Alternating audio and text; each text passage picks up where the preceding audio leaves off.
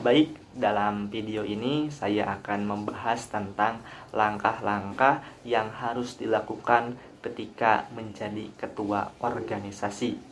Pada awalnya banyak yang mengusulkan pada saya pribadi mengenai langkah apa saja yang harus dilakukan ketika menjadi ketua organisasi. Di sini saya bukan mengajarkan, tetapi hanya berbagi pengalaman saja. Perlu diketahui bahwa menjadi ketua organisasi itu tidak mudah, banyak rintangan dan juga hambatan yang menghampiri, tetapi dari rintangan dan hambatan tersebut menjadikan diri kita semakin kuat dan lebih dewasa dalam menyikapi suatu permasalahan.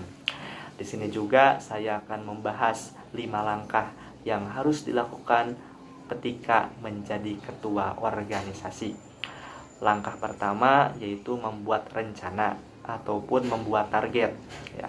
Maksudnya gimana? Ketika kita resmi terpilih menjadi ketua organisasi, maka kita harus memiliki target ya, harus membuat target ya. Contoh, bulan pertama membantu kepengurusan, bulan kedua menyampaikan visi misi kepada pengurus, bulan ketiga mengaplikasikan visi misi tersebut dalam kehidupan sehari-hari. Itu contoh sederhananya.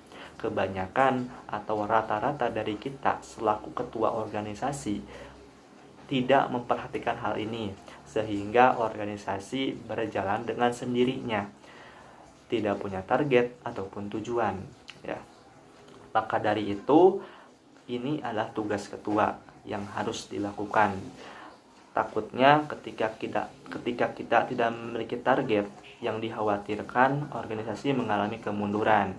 Sedangkan majunya ataupun mundurnya suatu organisasi ada di tangan ketuanya.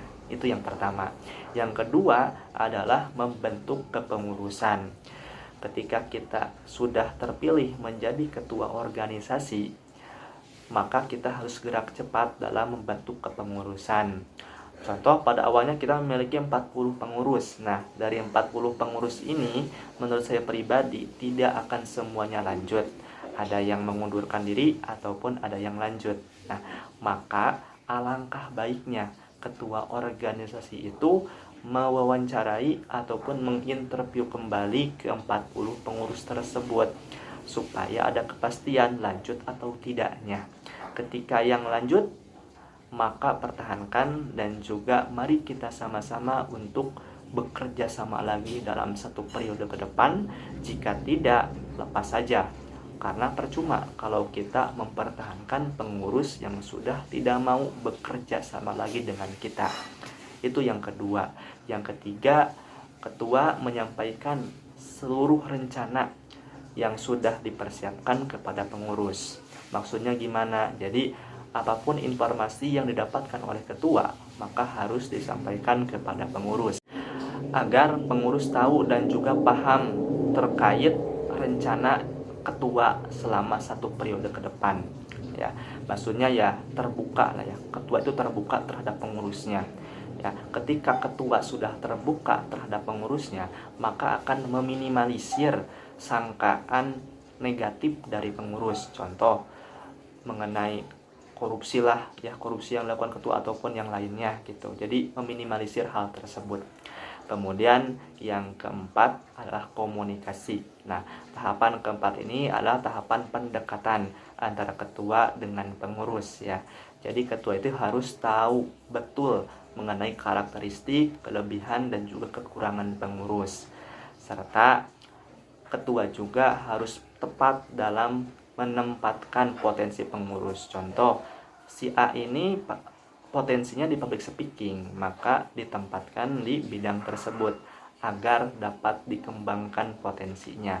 Nah, ketua juga tidak boleh acuh ataupun tidak peduli terhadap pengurus. Jadi harus pantau terus pengurusnya. Ketua juga harus memberikan motivasi ataupun memberikan dorongan terhadap pengurusnya.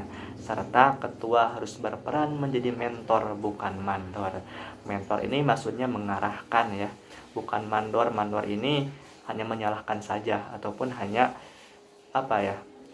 istilahnya itu hanya menyuruh. Nah itu. Jadi ketika ada pengurus yang salah, maka ingatkan, kemudian nasihati, dan arahkan menuju lebih baik, yaitu. Itu yang keempat. Sedangkan yang terakhir atau kelima yaitu memberikan tanggung jawab kepada pengurus. Jadi tanggung jawab tidak hanya dipegang oleh ketua, tetapi juga harus dipegang oleh pengurus. Kalau sekarang pengurus tidak memiliki tanggung jawab, ditakutkan pengurus melakukan hal seenaknya aja gitu. Maka dari itu salah satu bentuk yang harus dilakukan oleh ketua adalah ketika pengurus melakukan suatu pelanggaran ataupun melanggar aturan, maka berikan hukuman pada pengurus tersebut agar menjadi efek jerak bagi pengurus tersebut.